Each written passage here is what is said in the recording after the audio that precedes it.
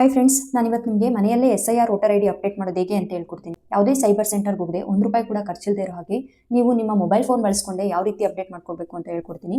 Video ಕೊನೆವರೆಗೂ ನೋಡಿ. ಸಣ್ಣ ತಪ್ಪಾದರೂ ಕೂಡ ಅಪ್ಲಿಕೇಶನ್ ರಿಜೆಕ್ಟ್ ಆಗುವಂತ ಚಾನ್ಸಸ್ ಇರುತ್ತೆ. ವಿಡಿಯೋ ಸ್ಕಿಪ್ ಮಾಡಬೇಡಿ. ಮೊದಲು ನೀವು ನಿಮ್ಮ ಮೊಬೈಲ್ ಫೋನ್ನಲ್ಲಿರೋ ಪ್ಲೇ ಸ್ಟೋರ್ ಆ್ಯಪ್ಗೆ ಹೋಗಿ ಅಲ್ಲಿ ಸರ್ಚ್ ಬಾರಲ್ಲಿ ECINET ಅಂತ ಸರ್ಚ್ ಮಾಡಿ ಆ್ಯಪ್ ಓಪನ್ ಆಗುತ್ತೆ. ಅದನ್ನು ಇನ್ಸ್ಟಾಲ್ ಮಾಡ್ಕೊಳ್ಳಿ.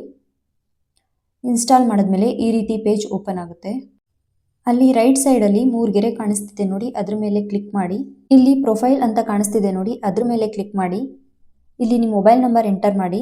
ನೀವು ಆಲ್ರೆಡಿ ಯೂಸರ್ ಹಾಕಿದರೆ ಡೈರೆಕ್ಟ್ OTP ಬರುತ್ತೆ, ಇಲ್ಲ ಅಂದರೆ ನೋ ರೆಕಾರ್ಡ್ಸ್ ಫೌಂಡ್ ಅಂತ ಬರುತ್ತೆ. ಈಗ ನ್ಯೂ ಯೂಸರ್ ಮೇಲೆ ಕ್ಲಿಕ್ ಮಾಡಿ. ಅಲ್ಲಿ ಏನು ಡೀಟೇಲ್ಸ್ ಇದೆ ಅದನ್ನು ಫಿಲ್ ಮಾಡಿ.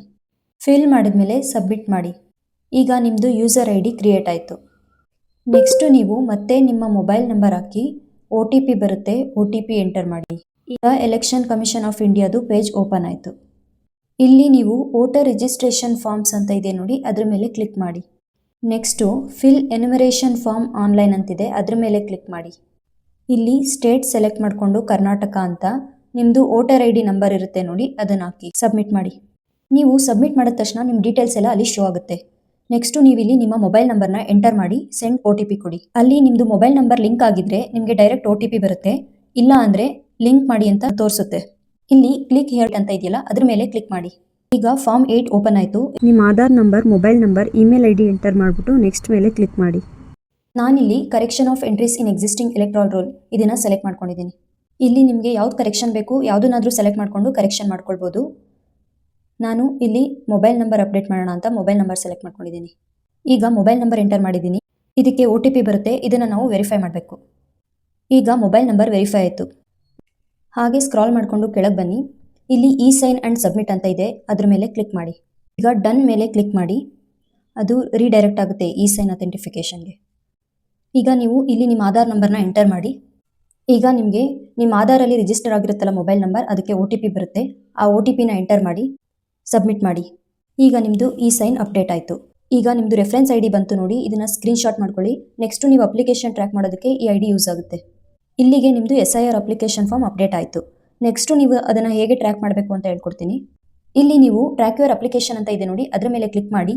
ನೀವಾಗಲೇ ಒಂದು ಸ್ಕ್ರೀನ್ಶಾಟ್ ತೆಗೆದಿಟ್ಕೊಂಡಿದ್ರಲ್ಲ, ಆ ರೆಫರೆನ್ಸ್ IDನ ಇಲ್ಲಿ ಎಂಟರ್ ಮಾಡಿ ಟ್ರ್ಯಾಕ್ ಸ್ಟೇಟಸ್ ಅಂತ ಕೊಡಿ. ಈಗ ಅದು ನಿಮ್ಮದು ಅಪ್ಲಿಕೇಶನ್ ಯಾವ ಸ್ಟೇಟಸಲ್ಲಿ ಇದೆ ಅನ್ನೋದನ್ನು ತೋರಿಸುತ್ತೆ. ಇಲ್ಲಿ ನೀವು ನಿಮ್ಮ ಅಪ್ಲಿಕೇಶನ್ ಸ್ಟೇಟಸ್ ನೋಡ್ಕೊಳ್ಬೋದು. ಒಂದು ಸರಿ ಮೊಬೈಲ್ ನಂಬರ್ ಲಿಂಕ್ ಆದಮೇಲೆ ನೀವು ಲಾಸ್ಟ್ ಟೈಮ್ ನಾನು ಹೇಳ್ದಂಗೆ as it is ECINET app ಹೋಗಿ ಅಲ್ಲಿ 3 ಡಾಟ್ ಮೇಲೆ ಕ್ಲಿಕ್ ಮಾಡಿ. ನಿಮ್ಮ ಪ್ರೊಫೈಲ್ ಓಪನ್ ಆಗುತ್ತೆ. ನಿಮ್ಮದು ಮೊಬೈಲ್ ನಂಬರ್ OTP ಹಾಕಿ ಲಾಗಿನ್ ಆಗಿ. ಆಮೇಲೆ ವೋಟರ್ ರಿಜಿಸ್ಟ್ರೇಷನ್ ಫಾರ್ಮ್ಸ್ ಅಂತ ಇರುತ್ತೆ, ಅದ್ರ ಮೇಲೆ ಕ್ಲಿಕ್ ಮಾಡಿ. ಅಲ್ಲಿ ಫಿಲ್ ಎನ್ಯುಮರೇಷನ್ ಫಾರ್ಮ್ ಅಂತ ಇರುತ್ತೆ, ಅದ್ರ ಮೇಲೆ ಕ್ಲಿಕ್ ಮಾಡಿ. ನಿಮ್ಮದು ಸ್ಟೇಟ್ ಸೆಲೆಕ್ಟ್ ಮಾಡ್ಕೊಳ್ಳಿ, ಕರ್ನಾಟಕ ಅಂತ. ನಿಮ್ಮದು EPIC ನಂಬರ್ ಎಂಟರ್ ಮಾಡಿ ಸಬ್ಮಿಟ್ ಮಾಡಿ. ಸಬ್ಮಿಟ್ ಮಾಡಿದ್ಮೇಲೆ ನಿಮಗೊಂದು OTP ಬರುತ್ತೆ, OTP ಎಂಟರ್ ಮಾಡಿ. ಈಗ ಇಲ್ಲಿ ನಿಮ್ಮ ಡೀಟೇಲ್ಸು ಶೋ ಆಗುತ್ತೆ.